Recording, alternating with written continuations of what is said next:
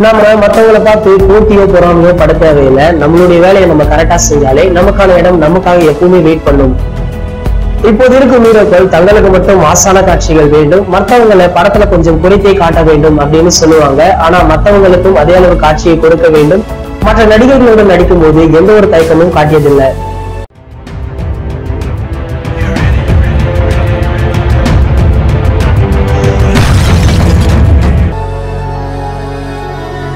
Every week இனிமே தலை போல வரும் ஷோவை நாங்க அப்லோட் பண்ணிடுவோம்.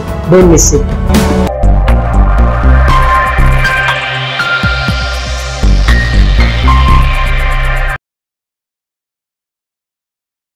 தல அஜித் தொடர்ந்து 3 படங்களாக சிவாவின் இயக்கத்தில் நடித்து வந்தார். ரசிகர்களும் வேறு இயக்குனரின் படத்தில் நடிக்க வேண்டும் என்று கோரிக்கை வைத்தனர். அதனைத் தொடர்ந்து நேர்கொண்ட பார்வை படத்தின் மூலம் வினோத்துடன் முதன் முறையாக நடித்திருக்கிறார் தல அஜித். இந்த படம் இந்தியில் வெளியான பிங்க் படத்தின் ரீமேக் என்பது எல்லோருக்கும் தெரிந்த விஷயம். மீண்டும் தல அஜித் யாருடன் இணைய போகிறார் என்ற கேள்வி அனைவருக்கும் இருந்து வருகிறது. பல முன்னணி இயக்குனர்கள் தல அஜித்துடன் படம் செய்வதற்காக தயாராக உள்ளனர். ஏற்கனவே வெங்கட் பிரபு, சிவா, விஷ்ணுவர்தன் என பல பெயர்கள் அடிபட்டுக் கொண்டே இருக்கின்றன. ஆனால் வினோத்துடன் தான் மீண்டும் படம் பண்ண போகிறார் என்ற தகவல் கிட்டத்தட்ட உறுதியாகி ஏனென்றால் முதலில் வினோத் தன் சொந்த கதையை பிடித்து விட்டதால் தான் வினோத் இயக்கத்தில் நடிக்க இருந்தார். ஆனால் தயாரிப்பாளர் போனி கபூரின் படத்திற்கு பிறகு இந்த படத்தை இயக்கலாம் என கூறி பிறகு இருவரும் ஓகே சொல்லிவிட்டனர். அஜித் ஒருவருக்கு வாக்கு கொடுத்து விட்டால் அதை மீற மாட்டார். அவர் எப்படியாவது செய்து முடித்து விடுவார். அதனால் வினோத்தின் சொந்த கதையில் அடுத்த படத்தில் நடிக்க இருக்கிறார். நேர்கொண்ட பார்வை படத்தின் ஷூட்டிங் முடிந்து விட்டது. தற்போது அந்த படத்தின் ஷூட்டிங் முடிந்து சென்னை திரும்பிவிட்டார். இதனால் அந்த படத்திற்காக சிறிது ஓய்வில் இருக்கிறார். வினோத் மற்றொரு உதவி இயக்குநர்களை வைத்து அடுத்த படத்தின் கதையை தீவிரமாக தயார் செய்து வருவதாக சில தகவல்கள் வெளியாகின. அஜித்திற்கு அவர் ஏற்கனவே சொன்ன கதை